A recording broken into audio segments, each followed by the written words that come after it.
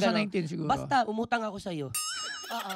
Kasi, idol ko ito si Boss Toyo pagdating sa mga negosyo. Doon pa lang sa Watch Your Toyo, kasi binigyan ako ni Boss Toyo ng relos. Tapos, lagi ko siyang pinapanood.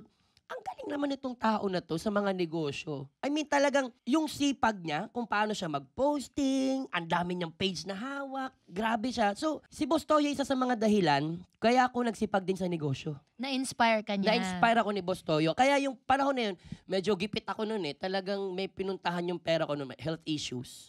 At meron din akong gustong pasukan ng business, which is nga, gusto ko magparisan yun, nagkwento ako sa iyo. So, wala pa yung parisan mo nito? Wala pa to. Ito pa yung panahon na pinagsama-sama ko, yung nagla-live ako. Tapos plus umutang ako. Kasi nga, sabi niya, sure ka dyan. Kailangan nito, 100 mong beses pag-isipan. Sabi niya pa nga sa akin, baka nag-a-addict ka. Boss Toyo naman. Pares kayong dalawa, nagdadamayan kayo sa mga ginagawa niyo. Sabi sa akin.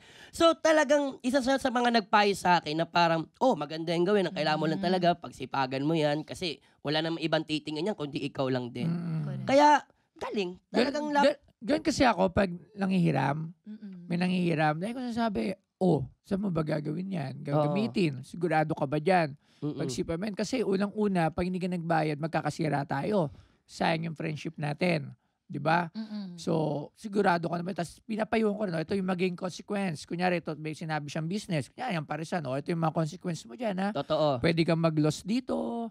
Pwedeng mga ganitong bagay. May libre pang business advice ang utang. Totoo. Kasi, pag hindi mo rin siya in-advisean at dire-diretso siya sa feeling niya, alam niya na, kung bago pa lang siya, hindi rin siya makakabayad sa akin eh. So, problema mo rin siya. Maaga mo nang inaayos. Kumbaga, konting share lang ng thoughts tsaka yung experience. Naalala ko si Buwi doon. Kay Buwi, nagmotor to. Walang low sleeve, long sleeve from Quezon City. For to Etibac. Yes, totoo yun. Teka, ang tanong ko, nabayaran mo na ba? Nagbayad siya. 25 gigs. Hindi siya nag-fail. Kay Boss Toyo lang meron nun. Hindi siya nag-fail.